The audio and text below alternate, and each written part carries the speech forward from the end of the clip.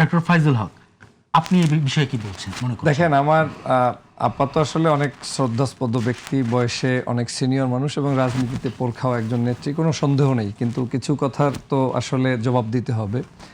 যেমন আপা একটা কথা বলার চেষ্টা করলেন, আওয়ামী লীগ ভোট না করলে জামাত কি বিরোধী দল হতো? মানে আওয়ামী লীগ যদি ভোট করতো তাহলে জামাতের এই পরিস্থিতি আর থাকতো না, জামাত বিরোধী দলও হতে পারতো না। এটাই হচ্ছে তার বাস্তবতা, তার কথা। তো আমার বক্তব্য হচ্ছে যে আওয়ামী লীগ থাকলে মনে হয় বিএনপি ক্ষমতায় চলে যাইতো। মানে অবস্থাটা হয়েছে এই, গত 16 বছর পর্যন্ত বিএনপি জামাত সবাই কিন্তু সমহারে নির্যাতিত ছিল, কিন্তু 5ই আগস্টের পর আপারা এবং বিএনপির কিছু কিছু নেতাকর্মীরা সেই জিনিসটা একদম বেমালুম ভুলে গেলেন। আমি যদি তার পরিবার থেকে উদাহরণ দেই, জামাতের উপরে আপার ক্ষিপ্ত থাকার অন্যতম একটা কারণ হতে পারে আপার শ্রদ্ধাভাজন হাজবেন্ড, যিনি বর্তমানে এই মুহূর্তে দায়িত্ব পালন করছেন চাঁপাইনবাবগঞ্জের জেলা প্রশাসক হিসাবে দায়িত্ব পালন করছেন, সেই ব্যক্তি জনাব হারুনুর রশিদ সাহেব, যার সংসদে অনেক ভালো ভালো বক্তব্য বিগত দিনে আমরা দেখেছি, জোটের এমপি ছিলেন।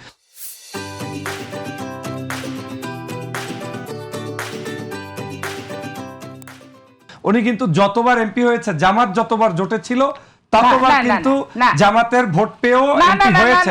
জোটের ভাইয়েরাই আপনি হতে পারেন না, জোট ছাড়া এক সালের আপনার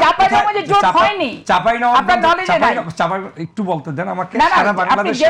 সারা বাংলাদেশের যে প্রেক্ষাপট, যখনই জামাতের সাথে একটা সুসম্পর্ক থাকে, সেই সম্পর্কটার জেরে কিন্তু তাদের একটা ভোট ব্যাংক থাকে, তখন বলার তো সুযোগ পায়।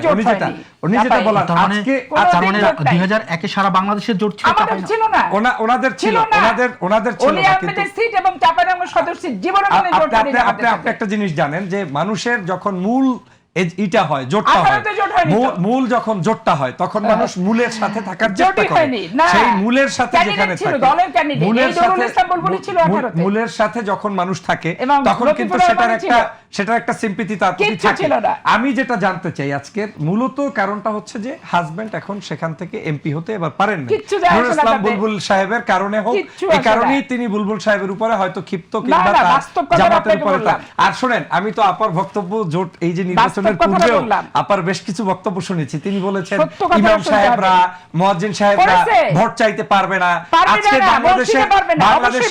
বাংলাদেশের একজন কৃষক, শ্রমিক, রিকশাওয়ালা, রাস্তাঘাটের যে কোনো ব্যক্তি, যে কোনো প্রফেশনে থাকে, তিনি যদি ভোট চাইতে পারেন, তাহলে জামাত শিবিরের কিংবা সাধারণ নাগরিক কিংবা মসজিদের ইমাম, কারি, মুয়াজ্জিন প্রত্যেকে যে কোনো জায়গায় ভোট চাইতে পারবে, এটা তাদের অধিকার। কিন্তু আপা কিন্তু সেই ভোট চাইতে তখন বাধা দিয়েছে, তারা কিন্তু বারবার এটার প্রতিবাদ করেছে। আমি কিন্তু আজকের এই জায়গাটায় আপা নিজেরই তাকে নিয়ে পর্যন্ত আমাকে যদি একটু বলতে দেন আপা, আমাকে যদি একটু বলতে দেন, আমাকে কেন বলতে দিবেন না? আমি তো আপনার সঙ্গে চুপ ছিলাম আপা। আপনাকে প্রয়োজনে 3 মিনিট সময় বাড়াই আমাকে বলতে দেন। মহাসত্য কথা হচ্ছে এই, মহাসত্য হচ্ছে বাংলাদেশের জন্মসূত্রে যে কোনো নাগরিক, সে যদি মসজিদের ইমাম হোক আর মন্দিরের হেড হোক, সে নির্বাচন সহ যে কোনো ইস্যুতে বক্তব্য রাখবে, প্রতিবাদ করার কোনো অধিকার রাজনীতিবিদদের নাই। কিন্তু খুতবা সহ সমগ্র জায়গায় আমার দেশের নাগরিককে আপনি হটানোর কোনো অধিকার নেই। যেটা আপনি করেছেন নির্বাচনের পূর্বে, সেটা চরমভাবে রাজনৈতিকভাবে তিনি ধৃষ্টতা দেখিয়েছেন। আমি মনে করি আপনার মতো একজন দিগ্গজ রাজনীতিবিদ, তার পক্ষে বক্তব্য ঠিক হয়নি, এটা ঠিক হয়নি। আপনি জামাত ইসলামকে অপছন্দ করতে পারেন, কিন্তু জামাত ইসলাম একটি বাংলাদেশের বর্তমান সময়ের সবচেয়ে জনপ্রিয় রাজনৈতিক দল। সেই দলটাকে নিয়ে আপনি যেভাবে কথা বললেন, এটা কোন রাজনৈতিক শিষ্টাচার হতে পারে না।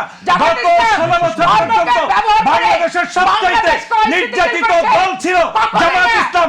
তাদের নেতারা ফাঁসির কাস্টে ঝুলেছে, কিন্তু সেই জায়গা থেকে আমাকে কথা বলতে দেন।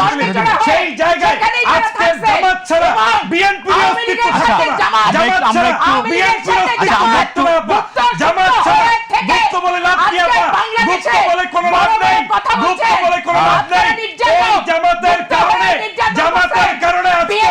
আজকে আপা, জামাতের কারণে